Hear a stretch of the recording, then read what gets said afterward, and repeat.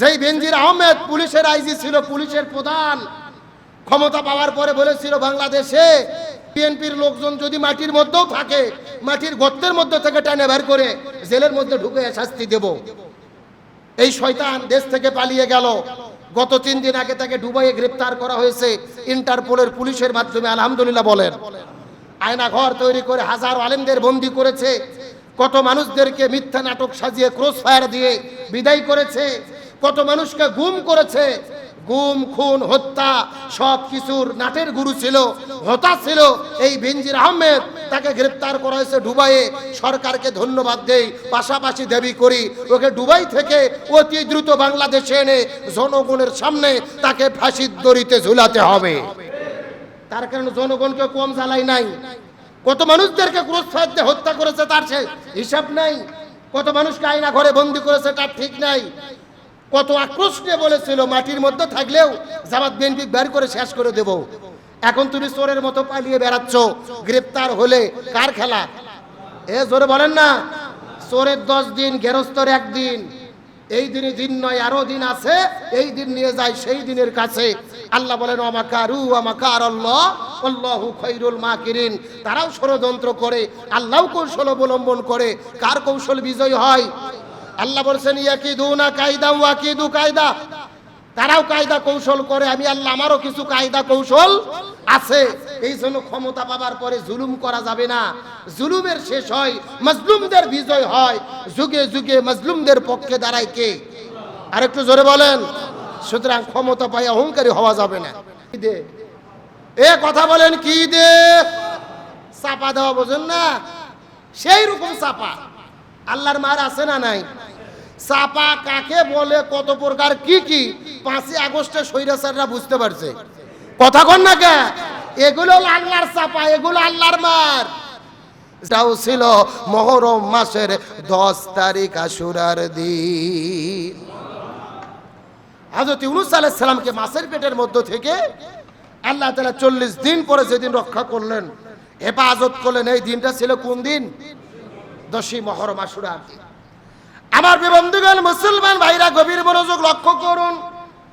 আল্লাহর পয়গম্বর হযরত আইয়ুব আলাইহিস সালাম, আল্লাহ তাআলা তার শরীরের মধ্যে এমন একটা রোগ দিল, শরীরে রোগে পচে ঘা হয়ে তার শরীরের মধ্যে যখন পোকা ধরে গেলেন, তার শরীরের মধ্য থেকে পোকাগুলো তার গোশতগুলো কামড়ে কামড়ে খাওয়া শুরু করলেন। এইরকম চলতে চলতে 18 বছর পার হয়ে গেছে। 18 বছর পরে হযরত আইয়ুব আলাইহিস সালাম লক্ষ্য করে দেখে তার 3 জন স্ত্রী ছিল।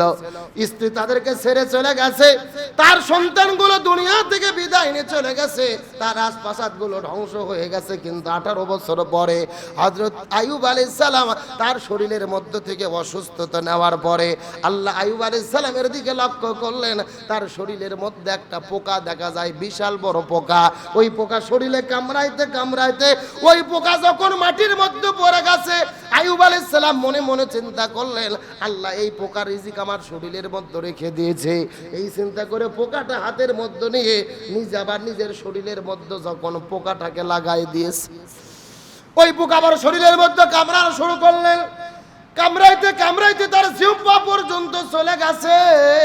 জিহ্বার মধ্যে যাওয়ার পরে যখন পোকাটা কামড়ানো শুরু করে দেবে, হযরত আইয়ুব আলাইহিস সালাম আল্লাহর কাছে ফরিয়াদ করে বলে, আল্লাহ 18 বছর পার হয়ে গেছে, আমার ঘায়ের কারণে হাত নষ্ট, পা নষ্ট, শরীর নষ্ট, পুরো অঙ্গ প্রত্যঙ্গ ক্ষত বিক্ষত হয়ে গেছে রে আল্লাহ।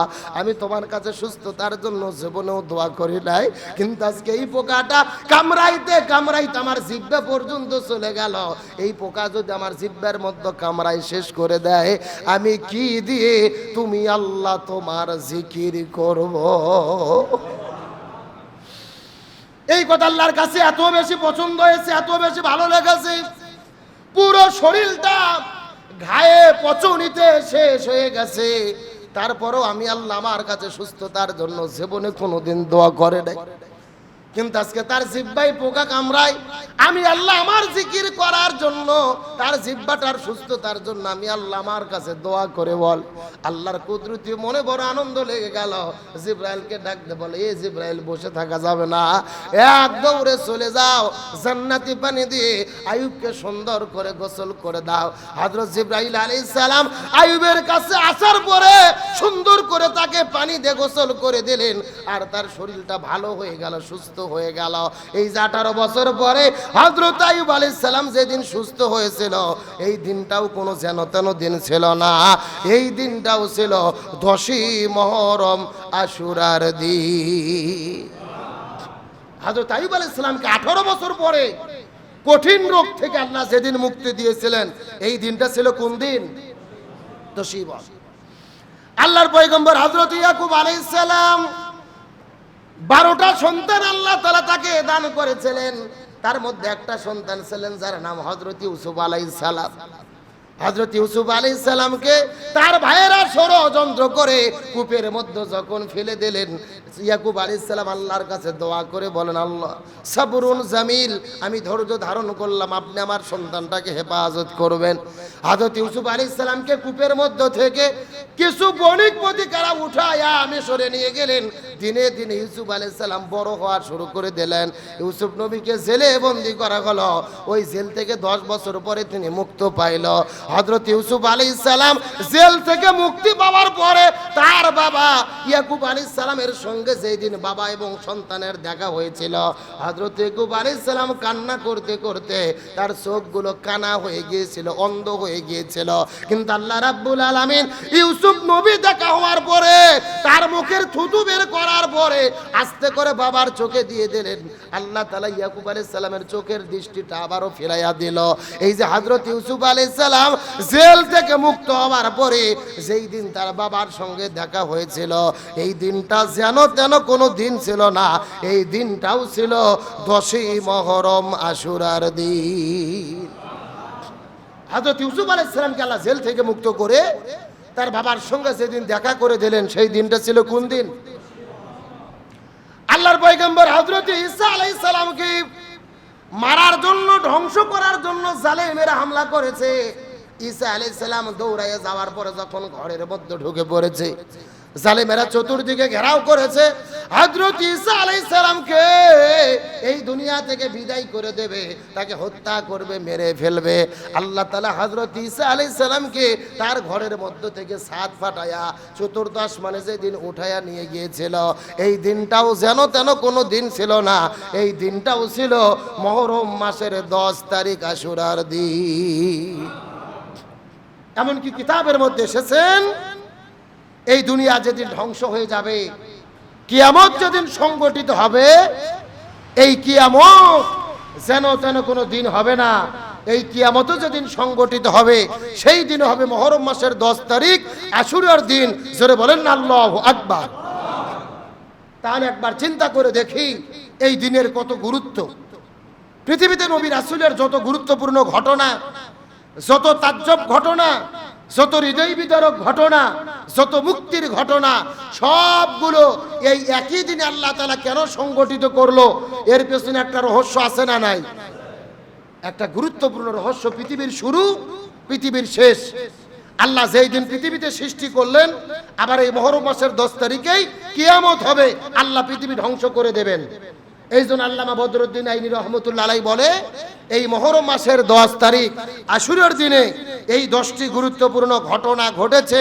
এই জন্য আল্লাহ তাআলা এই 10টি ঘটনা সংগঠন করার কারণে এই দিনকে আশুরার দিন বলা হয়।